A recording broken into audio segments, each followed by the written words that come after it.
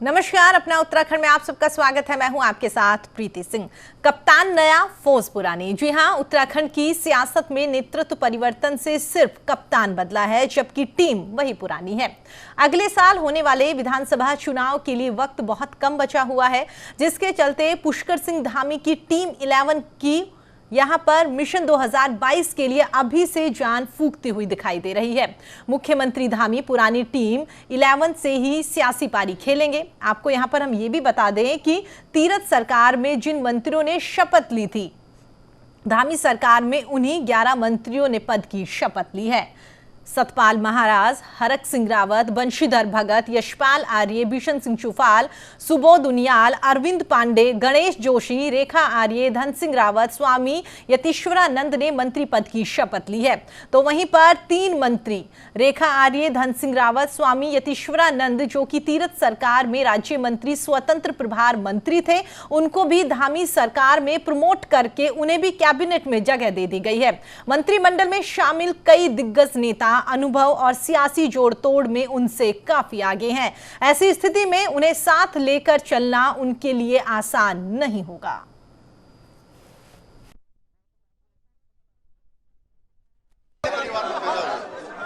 ऐसे नौजवान को जिसने एक सैनिक के परिवार में पैदा हुआ, जिसकी कोई राजनीतिक पृष्ठभूमि नहीं थी, उसके बाद भी मुख्य सेवक के रूप में काम करने का अवसर प्रदान किया है। मैं लंबे समय से छात्र राजनीति में रहा हूँ, विद्यार्थी परिषद का कार्यकर्ता रहा हूँ, साथ में युवा मोर्चा का प्रदेश का मैं अध्यक्ष रहा हूँ और लगातार युवाओं के, नौजवानों के बीच में काम करता रहा हूँ। पिछले समय से कोरोना काल में जो प्रदेश के अंदर और पूरे देश के अंदर और पूरी दुनिया के अंदर जो महामारी आई है, उसके कारण से जो आज नौजवानों में जो हमारे यहाँ रोजगार की समस्या खड़ी हो गई है और प्रदेश के अंदर हमारी सारी चीज़ें प्रभावित हुई हैं। इसमें हमारी 4 धाम यात्रा है, हमारे पर्यटन का व्यवसाय करने वाले जो छोटे और बहुत आजीविका, छोटे से दुकानदारी से अपनी आजीविका चलाने के कारण जिनकी आजीविका का पूरी निर्भरता केवल और केवल ये पर्यटकों से और आने वाले लोगों से या श्रद्धालुओं से होती थी, उनकी आजीविका पर जो है बहुत मुश्किल में उनका जीवन खड़ा हो गया है। इस समय उनकी बड़ी कठिन राह इस समय हो गई है। हमारा प्रयास होगा कि उसको रास्ते में लाएं और नौजवानों के जो पीछे हमारे जितने भी हमारे बैकलॉग हैं, वो बैकलॉग हम भरेंगे और जो हमारे यहाँ पर पोस्टें खाली हैं उन पोस्टों को भरेंगे, नौजवानों को रोजगार से जोड़ने का काम करेंगे। सब एक से एक काबिल हैं, इसलिए सबको जो है पूरी क्षमता से वो अपना काम कर पाएँ, इसलिए प्रमोशन किया गया है और निश्चित रूप से आपको इसका परिणाम दिखेगा। तो आपको बता दें, कप्तान नया, फौज पुरानी, जिस तरीके से लगातार जो कयास लगाए जा रहे थे उन सभी पर विराम लगा दिया गया। कहा जा रहा था कि नया सीएम यहां पर बनाया गया है तो शायद कैबिनेट में भी यहां पर मंत्रियों में कुछ फेरबदल दिखाई दे सकता है, लेकिन इसी तरह का कोई भी फेरबदल यहां पर नहीं दिखाई दिया है, बल्कि 3 मंत्री जो हैं, जो स्वतंत्र प्रभार के मंत्री थे, उन्हें भी यहां पर कैबिनेट मंत्री का दर्जा दे दिया गया है। इसी मुद्दे पर हम बातचीत करेंगे, तमाम मेहमान भी हमारे साथ जुड़ेंगे। फिलहाल हम आपको बता दें, देहरादून से हमारे सहयोगी विशाल गर्ग हमारे साथ जुड़ गए हैं।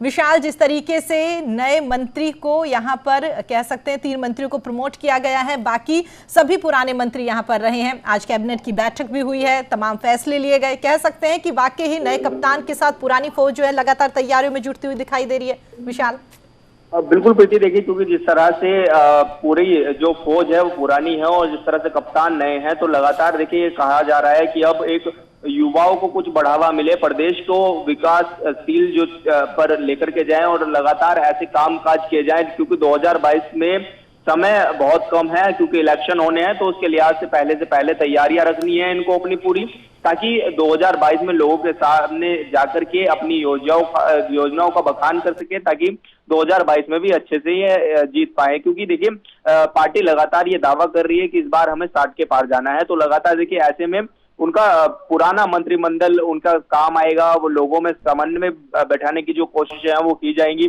और ऐसे में उनको भी पहाड़ का रुख करना पड़ेगा, जगह जगह उनको जाना पड़ेगा, अपने मंत्रियों को उनको भेजना पड़ेगा और ऐसे में देखिए संगठन के साथ मिलकर के चलना और सरकार को एक साथ चलना, तभी ये पॉसिबल हो पाएगा। और लगातार देखिए ऐसा जिस तरह से कहा जा रहा था कि हो सकता है कि नए मुख्यमंत्री होंगे, कुछ फेरबदल भी देखने को मिल सकता है, लेकिन ऐसा कुछ देखने को नहीं मिला है यहाँ पर। पूरी तरह से जो उनके कैबिनेट मंत्री हैं वो सारे के सारे वही हैं जो कि पिछले समय में तीरथ सरकार में रह चुके हैं। हालांकि 3 मंत्रियों का प्रमोशन जरूर हुआ है जिनको राज्य मंत्री से सीधा कैबिनेट का दर्जा दे दिया गया था, और उनके अब देखिए विभाग अभी कुछ ही समय में बढ़ जाएंगे, क्योंकि अभी तक विभागों पर चर्चा नहीं हुई है कि किसको कौन सा विभाग मिलेगा। हो सकता है कि ज्यादा देखिए जिस तरह से सूत्रों के हवाले से जानकारी निकल करके सामने आ रही है कि पहले वाले तो सभी के पास वही रहेंगे, लेकिन इनके साथ ही कोई 1-1, 2-2 विभाग कुछ और भी जोड़े जा सकते हैं, ताकि मंत्रियों में किसी तरह की कोई ऐसी चीज ना देखने को मिले, या फिर जो होता है कि उनका समन्वय एक कैबिनेट का पूरा बना रहे। क्योंकि 2022 में देखिए फतेह हासिल करनी है, तो उसके लिहाज से अब इनको कामकाज करने होंगे, दौड़ भाग शुरू करनी होगी, और अब बैठने से काम नहीं होगा। प्रीति, कोई भी विभाग मिल जाए, लेकिन उसके बावजूद भी कह सकते हैं कि वाकई ही यहां पर मेहनत तो हर मंत्री को करनी पड़ेगी, क्योंकि अब इतना वक्त नहीं है कि वाकई आप एसी रूम में बैठ के वहां से फाइलें तैयार करें या वहां पर साइन करें। अब आपको जनता से मिलना पड़ेगा, धरातल पर देखना पड़ेगा कि वाकई अब तक सरकार की ओर से जो योजनाएं चलाई गई है वो कितनी उतरती हुई नजर आई है। बिल्कुल प्रीति, क्योंकि लगातार देखिए मुख्यमंत्री की जो घोषणाएं होती हैं उनकी लगातार समीक्षा करनी जरूरी होगी, क्योंकि किस तरह के कार्य जो मुख्यमंत्री ने सौंपे थे और किस तरह के अधिकारियों को निर्देशित किया था, लेकिन वो काम कितने हो पाए, उन सब पर चर्चा करनी बहुत जरूरी होगी। लोगों के बीच में बहुत जाना जरूरी होगा, लोगों के साथ समन्वय बनाना, और ताकि क्योंकि पूरा इलेक्शन दौर है, और ऐसा नहीं है कि देखिए 6 महीने का जो वक्त है सिर्फ एक परीक्षा है, और इस परीक्षा में पास होने के लिए उनको जाना पड़ेगा फील्ड में, अपने मंत्रियों का सहयोग लेना पड़ेगा। और ऐसे में अगर कोई विधायक ऐसा भी है जो कि पार्टी से रूठता है, या फिर ऐसे में जो अगर इस तरह की कोई चीजें निकल करके सामने आती है तो उनको भी मनाना होगा। तो कहीं ना कहीं संगठन के साथ मिलकर के जो योजनाएं हैं वो तैयार करनी होंगी। बिल्कुल विशाल, इस बात से इनकार नहीं कर सकते कि बेशक यहाँ पर सीएम बदला गया है, लेकिन कहीं ना कहीं वाकई भारतीय जनता पार्टी के लिए काफी चुनौतियां यहाँ पर रहने वाली है, और पार्टी के साथ साथ कह सकते हैं कि यहाँ पर जो खुद सीएम है उसके लिए भी काफी चुनौती है, क्योंकि इतने दिनों से जो भी कह सकते हैं कि रणनीति बनती हुई दिखाई दे रही थी, उन सभी को एक साथ मिलाकर यहाँ पर चुनाव में उतरना पड़ेगा। दोबारा आपका रुख करेंगे, हमारे साथ जो मेहमान जुड़ गए हैं उनसे आपका तारुफ करवा देते हैं। तो हम आपको बता दें, टिहरी से जिला महामंत्री युवा मोर्चा बीजेपी के मनीष राणा जी हमारे साथ जुड़ गए हैं। मनीष जी, बहुत बहुत स्वागत है आपका न्यूज इंडिया पर। साथ ही हम आपको बता दें, बीजेपी के वरिष्ठ नेता शादाब हमारे साथ जुड़ गए हैं। शादाब जी, बहुत बहुत स्वागत है आपका न्यूज इंडिया पर। जी धन्यवाद। जी मनीष जी, पहले आपके पास आना चाहूंगी। जिस तरीके से कह सकते हैं कि युवा सीएम यहां पर बनाए गए हैं, आला कमान ने यहां पर युवा नेता पर भरोसा जताया, और कहीं ना कहीं कह सकते हैं कि बीजेपी लगातार ये कहती आ रही है कि युवाओं के साथ मिलकर काम करने वाली पार्टी है। क्या कुछ उम्मीदें आपको अपने नए सीएम से? नमस्कार प्रीति जी, पहले तो आपका बहुत बहुत धन्यवाद इस डिबेट में जोड़ने के लिए। और अभी जो हमारे उत्तराखंड में केंद्रीय नेतृत्व से जो हमारे उत्तराखंड को एक युवा मुख्यमंत्री मिले हैं, माननीय पुष्कर सिंह धामी जी। पहले तो मैं बताना चाहता हूँ, इनका एक अनुभव इतना जो इनका छात्र राजनीति से है, जो 1990 से विद्यार्थी अखिल भारतीय विद्यार्थी परिषद से, जिनका 9 साल का कार्यकाल इन्होंने लखनऊ में प्रदेश मंत्री के रूप में इन्होंने विद्यार्थी परिषद में कार्य किया। उसके बाद ये भारतीय जनता युवा मोर्चा के 2 बार के प्रदेश अध्यक्ष रहे, तो और 2 बार के खटीमा के विधायक रह चुके हैं। और मेरे लिए तो खुशी की बात यह है कि मैंने भी माननीय मुख्यमंत्री जी के साथ खटीमा में विद्यार्थी, जिस समय ये विधायक थे, तो और खटीमा में मैंने भी विद्यार्थी परिषद का कार्य खटीमा जैसे क्षेत्र में किया था। और मैंने देखा इनका जो इतना सरल स्वभाव और जनता के बीच और चेहरे में इतना भोलापन, और सबसे बड़ा अनुभव, आज जैसे कुछ लोग कहते हैं कि इनका अनुभव नहीं है, लेकिन सबसे बड़ा अनुभव रहा कि जब ये 2001 में माननीय भगत सिंह कोश्यारी जी जब मुख्यमंत्री थे, तो उनके साथ इन्होंने एक बतौर ओएसडी के रूप में कार्य किया। बल्कि इतना बड़ा अनुभव माननीय पुष्कर सिंह धामी जी का रहा। और आप देख रहे हैं कि जितना उल्लास, जितना लवरेज आज के समय में युवाओं में है, और हम कल शपथ ग्रहण के दिन देख रहे थे कि युवाओं के जोश में जो नारेबाजी के साथ था, जो शपथ ग्रहण, मुझे लगता है कि उत्तराखंड में आज तक किसी शपथ ग्रहण में ऐसी नारेबाजी नहीं हुई, युवाओं में जो जोश रहा ऐसी नारेबाजी कहीं नहीं हुई। और उतना नारेबाजी कल माननीय पुष्कर सिंह धामी जी के उसमें हुआ। और देखा जाता है कि हम इस चीज को, भारतीय जनता पार्टी एक ऐसा संगठन है जो एक अनुशासित संगठन है, और जिसको अनुशासन के लिए कहा गया, जो कि राष्ट्रीय स्वयंसेवक संघ के एक आनुषंगिक संगठन है, एक उसके।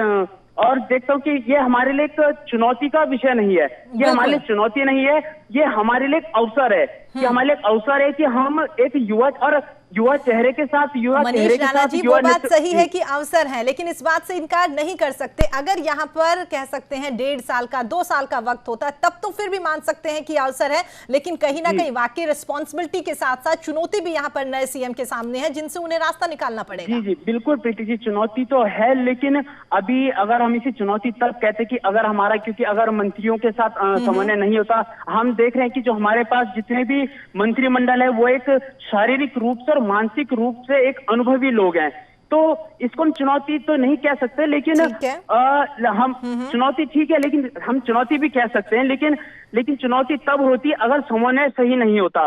समन्वय सही है, सभी अनुभवी लोग हैं, पुराने जितने हमारे जो 2 मुख्यमंत्री थे उनके साथ भी अच्छा समन्वय है, और उनके जो कार्य हैं उनको पुष्कर धामी जी ने कल भी अपने उसमें कहा कि उन कार्यों को हम आगे बढ़ाएंगे। जैसे कल मंत्रिमंडल में आपने देखा होगा कि जितने भी 2018 में जो संविदा प्रवक्ता थे उनको वापस लेने का निर्णय लिया।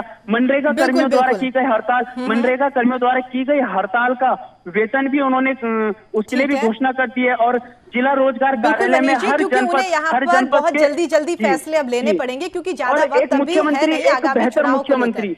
जी, एक बेहतर मुख्यमंत्री वही होता है जिसमें एक निर्णय लेने की क्षमता होती है। ठीक है, बिल्कुल, और उम्मीद कर सकते हैं कि आने वाले दिनों में वो ऐसे फैसले यहाँ पर लेंगे कि जिस उम्मीद के साथ आला कमान ने और युवाओं ने उन्हें यहाँ पर चुना है, वो उम्मीदें यहाँ पर पूरी होती हुई नजर आए। दोबारा आपका रुख करेंगे मनीष जी, आप हमारे साथ बने रहिएगा। इसी बीच हम आपको बता दें, कांग्रेस माफ कीजिए, प्रदेश महामंत्री कांग्रेस के राजेंद्र शाह जी हमारे साथ जुड़ गए हैं। राजेंद्र जी, बहुत बहुत स्वागत है आपका न्यूज इंडिया पर। जी राजेंद्र जी, जिस तरीके से कह सकते हैं कि वाकई देखिए, आप लोग तो कहेंगे कि बहुत सारी चुनौतियां भी है यहाँ पर, आप तो ये भी कहेंगे कि एक्सपेरिमेंट का अड्डा यहाँ पर उत्तराखंड को बनाया हुआ है पार्टी ने, जो एक ही कार्यकाल में यहाँ पर 3 सीएम बदल दिए गए। लेकिन कह सकते हैं कि बीजेपी काफी उत्साहित है और बीजेपी कह रही है कि आगामी विधानसभा चुनाव में एक बार फिर से हमारी सरकार बनेगी। बेशक यहाँ पर 3 मुख्यमंत्री बदले हैं, लेकिन हर मुख्यमंत्री की ओर से नई ऊर्जा के साथ कामकाज किया जा रहा है। कैसे देखते हैं आप इसे नरेश जी? देखिए, ऐसे ऊर्जावान मुख्यमंत्री अगर और भी राज्यों में होंगे तो मैं समझता हूँ कितना भला वहाँ की जनता। 4 साल आपने एक ऊर्जावान मुख्यमंत्री रखा, उन्होंने कहा मैं थक गया हूँ, क्योंकि जो बातें आपने की मैं वो नहीं कहूंगा, मैं नई बातें कहूंगा। ये उनके मुख्यमंत्री ने कहा कि मैं थक गया हूँ, इसलिए नया ऊर्जावान मुख्यमंत्री आया है, और वो कितने ऊर्जावान थे कि वो 4 महीने में ही चले गए। तो ये तो भाजपा को, इसका तो जवाब भाजपा को देना होगा, और ये चुनावी घोषणाएं करके इससे कोई धरातल पर फायदा होने वाला नहीं है। जो हजारों हजार बेरोजगार हुए, ये इन्होंने बेरोजगार किए, कांग्रेस ने रोजगार दिया था, अब हमने जिन्हें रोजगार दिया उन्हें बेरोजगार कर दिया, और फिर उन्हें रोजगार दिया तो वो तो कांग्रेस के खाते में आए ना। इनके खाते में क्या उपलब्धि आ रही है जरा मुझे बताइए। तो आपको चुनौतियों की अगर बात करें तो क्या कुछ चुनौतियां आपको लगती है? क्योंकि जिस तरीके से तमाम पार्टियां तैयारियों में जुटी हुई है, आम आदमी पार्टी जो है वो भी यहाँ पर तैयारियों में जुटी हुई है, कैसे देखते हैं आप इसे? और साथ ही अगर कांग्रेस की बात करें तो आपकी ओर से आगामी विधानसभा चुनाव को लेकर क्या कुछ रणनीति यहाँ पर बन रही है? क्योंकि बीजेपी की जो रणनीति है वो तो जग जाहिर है, वो तो हर दिन कह सकते हैं यहाँ पर नए नए लोगों को, युवाओं को अपने साथ जोड़ रही है, और कहीं ना कहीं अब जो नया सीएम यहाँ पे बनाया है राजेंद्र जी, उसको लेकर तो साफ कह रहे हैं कि युवा सीएम बनाया है, तो ज्यादा उम्मीद है यहाँ पर बीजेपी को। चलिए, युवा सीएम को बनाने की बधाई उनको, लेकिन सवाल आप कांग्रेस की बात कर रहे हैं। कांग्रेस तो पिछले 4.5 साल से प्रीतम सिंह जी के नेतृत्व पे सड़कों पर है। कोविड का सवाल आपके सामने, अस्पतालों के गेट पे मृत्यु हो रही थी लोगों की, ऑक्सीजन सिलेंडर नहीं मिल रहे थे। तो ये जो 4.5 साल का जो वो है, इसका जवाब ये नौजवान युवा कैसे दे पाएगा? बड़ी मुश्किल से उनका शपथ ग्रहण समारोह हुआ, तमाम वरिष्ठ लोग नाराज हो गए थे। अब जबरदस्ती तुमने शपथ तो दिला दी है, लेकिन ये कितने दिन उनको बैठने देंगे ढंग से, ये तो भाजपा जवाब देगी। देखिए, कांग्रेस का बहुत स्पष्ट मांगना है, प्रीतम सिंह के नेतृत्व में पूरे 13 जिलों के 95 ब्लॉक में कांग्रेस आज भी खड़ी है, बड़ी मजबूती के साथ खड़ी है, और तमाम मुद्दों पर बड़ी प्रमुखता के साथ प्रीतम सिंह ने अपनी बात को रखा है। और ये बेटी बचाओ बेटी पढ़ाओ वाले लोग जो है ये देख रहे हैं कि कितना बेटी को पढ़ा रहे हैं और कितना बेटी इनके राज्य में सुरक्षित है, इसका भी जवाब जो बिल्कुल राजेंद्र जी, और कहीं ना कहीं कह सकते हैं ना कि टीवी पे बैठकर डिबेट करने से इस बात का कोई भी सोल्यूशन नहीं निकल सकता। जो इंसान धरातल पर जाकर बातचीत करेगा, लोगों से देखेगा कि वाकई सरकार की ओर से जो कामकाज किए गए हैं वो धरातल पर कितने उतरते हुए नजर आ रहे हैं, ये चीजें ज्यादा मायने रखती है। जिस तरीके से आप कह रहे हैं कि पिछले कोरोना काल की बात करें राजेंद्र जी, देखिए इस बात से इनकार नहीं कर सकते कि बीजेपी शासित राज्यों के साथ साथ जो कांग्रेस शासित राज्य हैं वहां पर भी लोगों को काफी परेशानी का सामना करना पड़ा है। वहां पर भी कोरोना की वजह से बहुत सारे लोगों ने ऑक्सीजन की कमी की वजह से दम तोड़ा है। तो पर्टिकुलर सिर्फ एक महामारी को लेकर पॉइंट आउट करना सही नहीं है। आप कह सकते हैं कि आने वाले दिनों में वाकई अब चुनौतियां तो हैं, देखने को पता चल जाएगा कितने कामकाज भारतीय जनता पार्टी की ओर से पिछले 4.5 साल में किए गए। राजेंद्र जी बिल्कुल बिल्कुल बिल्कुल। देखिए अब आप जो राज्यों की आप बात कर रहे हैं तो उत्तराखंड के लोग पहले और राज्यों की बात थोड़ी पूछेंगे। ये तो हम और आप डिबेट में कह सकते हैं कि अखिल भारतीय स्तर पर और राज्यों में क्या होगा, जो उत्तराखंड की जनता वो थोड़ी कहेगी दूसरे राज्यों में क्या होगा। उसकी जनता, यहाँ की जनता तो ये पूछेगी कि मेरे गाँव में, मेरे 85 ब्लॉकों में से क्या हुआ है, 13 जिलों में मेरे यहाँ क्या हुआ। ठीक है, ये सवाल तो रामनगर से लेकर पिथौरागढ़ तक पूछा जाएगा और कोटद्वार से लेकर चमोली तक पूछा जाएगा। ठीक है, ठीक है राजेंद्र जी, आप हमारे साथ बने रहिएगा। चर्चा में आगे बढ़ते हैं तो आपको बता दें राज्यसभा सांसद नरेश बंसल जी हमारे साथ जुड़ गए हैं। बंसल जी बहुत बहुत स्वागत है आपका न्यूज इंडिया पर। धन्यवाद, नमस्कार प्रीति जी। जी नरेश बंसल जी, पहला सवाल तो मेरा यही कि जिस तरीके से युवा सीएम यहाँ पर आला कमान की ओर से चुना गया है, तमाम युवा जो है इस बात को लेकर काफी उत्साहित भी नजर आ रहे हैं, लेकिन अगर विपक्षियों की बात करें तो वो लगातार यही कह रहे हैं कि बेशक यहाँ पर युवा सीएम को चुना गया हो, लेकिन पार्टी को एकजुट करना और तमाम जो छवि दरमियान लोगों के बीच में बनी थी कि आला कमान की ओर से एक सीएम का नाम यहाँ पर नहीं निकाला जा रहा, उसको लेकर जो भ्रांतियां फैली थी उन सबको एकजुट करना एक बड़ी चुनौती यहाँ पर धामी के सामने रहेगी। आप इसे कैसे देखते हैं नरेश बंसल जी? देखिए प्रीति जी, जो लोग इस प्रकार की भ्रांति फैला रहे हैं वो पहले अपने गिरबान में झांकें। हमने ठीक है परिस्थितिवश मुख्यमंत्री का बदलाव किया, लेकिन 24 घंटे के अंदर मुख्यमंत्री बदल करके दूसरा युवा मुख्यमंत्री सामने आ गया।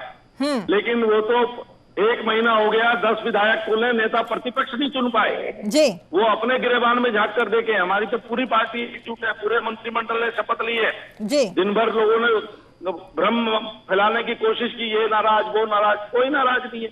ये पार्टी एक उद्देश्य के लिए काम कर रही है, केवल पद प्राप्ति के लिए कोई काम नहीं कर रहा है, लक्ष्यों की प्राप्ति के लिए कर रहे हैं और उन लक्ष्यों को प्राप्त करने के लिए हम एकजुट होकर के चुनाव में भी जाएंगे, चुनाव को विजय भी प्राप्त करेंगे, पहले से ज्यादा अच्छी विजय प्राप्त करेंगे। जी, लेकिन नरेश बंसल जी देखिए इस बात से इनकार नहीं कर सकते कि जब सीएम का नाम, विधायकों की बैठक हुई थी उस दौरान जब सीएम का नाम निकालकर सामने आया था तो बहुत सारे ऐसे विधायक थे जिनमें नाराजगी भी देखने को मिली थी। वो बात अलग है कि शपथ ग्रहण समारोह में नाराजगी नहीं देखने को मिली, लेकिन कोई नाराजगी नहीं थी। ये भ्रम है, लोगों का अपना भ्रम है। ये बात ठीक है कि एक नया नाम, नौजवान का नाम आने से लोगों को एक बार आश्चर्य हो सकता है, लेकिन आप जिसकी नाराजगी की बात कर रहे हैं उन सबने उस नाम को प्रस्तावित किया है। कैसे नाराज हो सकते हैं जब उन्होंने स्वयं प्रस्तावित किया है? ठीक है नरेश जी, हम विधानमंडल भी यही उम्मीद करते हैं कि आगामी विधानसभा चुनाव से पहले इस तरह की कोई खबरें ना निकलकर सामने आए, इस तरह का कोई वाक्य ना निकलकर सामने आए कि दोबारा यहाँ पर भारतीय जनता पार्टी के तमाम नेताओं से हमें पूछना पड़े।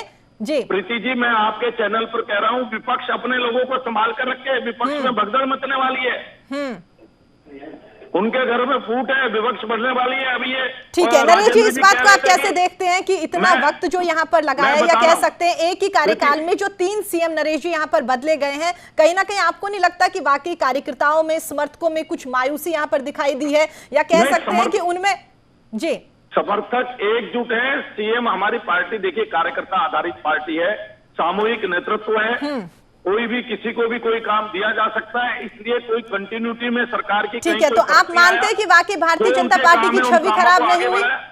नरेश जी, छवि खराब नहीं हुई? एक ही कार्यकाल में 3 सीएम बदल दिए जाते हैं। छवि खराब होने का जो सपना देख रहे हैं उनकी छवि खराब हो रही है। हम तो 6 महीने में पूरी तरह से चुनाव को विजयी करेंगे।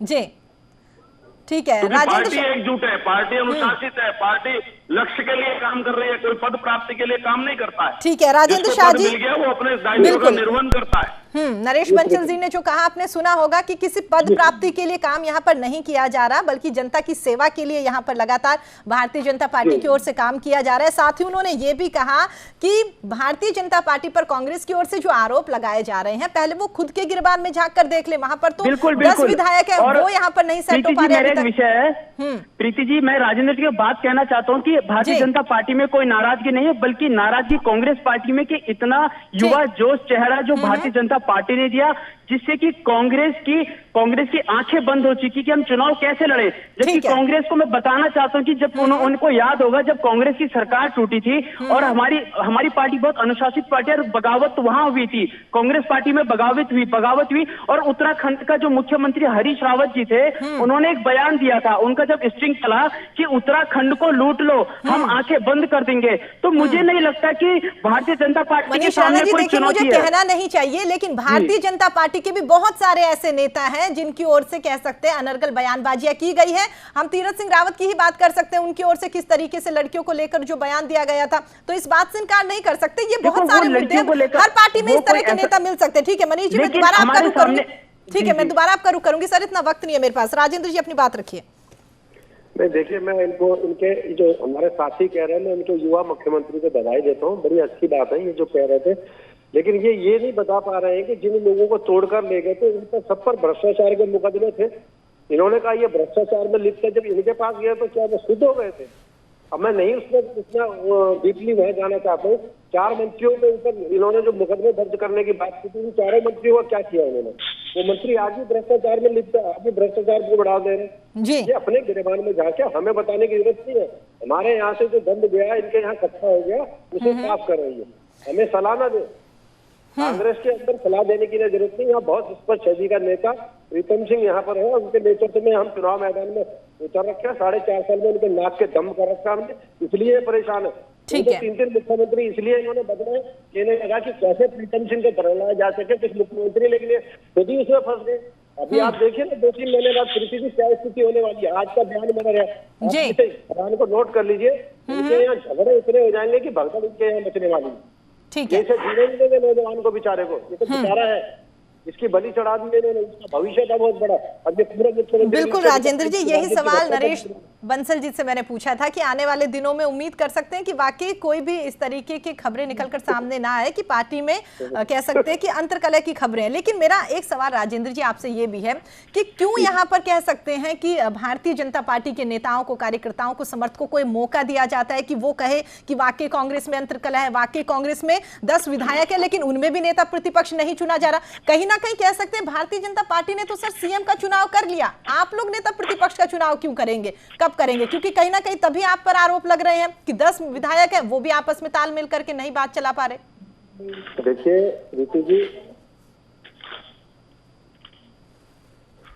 जी राजेंद्र जी दोबारा उनसे संपर्क करने की कोशिश करेंगे, लगता है मेरी आवाज उन तक नहीं पहुंच पा रही। नरेश बंसल जी, जिस तरीके से लगातार जो वो कह रहे हैं कि वाकई ही बेशक यहां पर 1-2 महीना निकल जाए लेकिन जैसे जैसे आगामी विधानसभा चुनाव आएंगे वैसे वैसे पार्टी में फूट की खबरें, पार्टी में अंतर्कलह की खबरें निकलकर सामने आएगी। लेकिन उम्मीद हर कोई यही करता है कि वाकई जितनी तन्मयता के साथ, जितनी सहूलियत से यहां पर पार्टी चलती हुई नजर आ रही है, आने वाले दिनों में वही पार्टी वैसे चलती हुई नजर आए, क्योंकि कहीं ना कहीं अंतर्कलह की खबरों से कार्यकर्ता समर्थक तो परेशान होता ही है और साथ ही साथ कह सकते हैं कि कामकाज भी काफी प्रभावित होता है। प्रीति जी, सबसे बड़ी बात क्या है, विडंबना कांग्रेस की क्या है, ये फील्ड में जाकर के, जनता के बीच में जाकर के जनता के लिए काम करते नहीं और ऐसी कमरों में बैठ करके केवल दूसरे दलों में कुछ कमियां वो तलाशने की कोशिश करते रहते हैं, स्टेटमेंट देते रहते हैं, बयानवीर बने हुए, जनता के बीच में जाते नहीं और इस आशा पर जिंदा रहते हैं कि इनमें कोई फूट पड़ेगी, इनमें कोई फूट पड़ेगी। वो कुछ होने वाला बीजेपी में नहीं है, किसी कीमत पर नहीं है। इसलिए और अभी तो यही नहीं तय कर पा रहे। अभी जो बैठे थे वो बार बार कह रहे थे प्रीतम जी के नेतृत्व, पहले तय कर लो प्रीतम जी के नेतृत्व में या हरीश रावत के नेतृत्व में। अभी तो यही तय नहीं है। हमारे यहाँ तो सब एक पार्टी के रूप में चलते हैं, वहां तो सब अलग अलग है। ठीक है नरेश बंसल जी, जिस तरीके से आपने कहा है बिल्कुल अभी मेरी आवाज उन तक नहीं पहुंच पा रही, अगर वो हमारे साथ जुड़ेंगे राजेंद्र शाह जी तो आपकी ओर से जो बातें कही गई हैं उनका जवाब लेंगे। जी मनीष राणा जी, आखिरी कमेंट चाहेंगे आपसे। जी प्रीति, मैं तो आखिरी कमेंट ये चाहूंगा कि भारतीय जनता पार्टी अपने सारी विधानसभाओं में अपना टिकट फाइनल कर चुकी है और हम ना किसी व्यक्ति विशेष को कहते कि हम तो कहते हैं, हम पहले तो अभी हमारे भाई साहब नरेश बंसल जी ने कहा कि इनका तो अभी तय नहीं है कि हरीश रावत जी के नेतृत्व में लड़ेंगे या फिर प्रीतम सिंह जी के नेतृत्व में लेंगे, लेकिन भारतीय जनता पार्टी अगर चुनाव लड़ती है सिर्फ एक ही के नेतृत्व में चुनाव लड़ती है, वो है कमल का फूल। कमल के फूल पे नेतृत्व करते हैं और कमल के फूल पे चुनाव लड़ती है। ठीक है, ठीक है मनीष जी, आप हमारे साथ जुड़े, आप तमाम लोग हमारे साथ जुड़े, अपना कीमती टाइम आप लोगों ने हमारे लिए निकाला, उसके लिए आप सभी का बहुत बहुत धन्यवाद। तो आपको बता दें, यहाँ पर उत्तराखंड को नया मुख्यमंत्री मिल गया है और उसके बाद से लगातार तमाम कार्यकर्ता जो हैं उनमें खुशी की लहर है। कह सकते हैं सरकार की ओर से पिछले 4.5 साल में जो कामकाज किया गया है उन सब का ब्यौरा वो जनता के बीच में लेकर जा रहे हैं और उम्मीद कर रहे हैं कि आगामी विधानसभा चुनाव में एक बार फिर से भारतीय जनता पार्टी की सरकार बनती हुई नजर आएगी। वहीं अगर विपक्ष की बात करें तो विपक्ष लगातार एक ही कार्यकाल में जो 3 सीएम भारतीय जनता पार्टी की ओर से बदले गए हैं, इसको लेकर लगातार सरकार पर निशाना साधती हुई नजर आ रही है। अब तो ये तो वक्त बताएगा कि वाकई जो 3 सीएम बदले गए हैं इसका क्या नुकसान या फायदा पार्टी को होता है। फिलहाल इतना ही। देश और दुनिया की तमाम खबरों के लिए आप देखते रहिए न्यूज़ इंडिया। नमस्कार।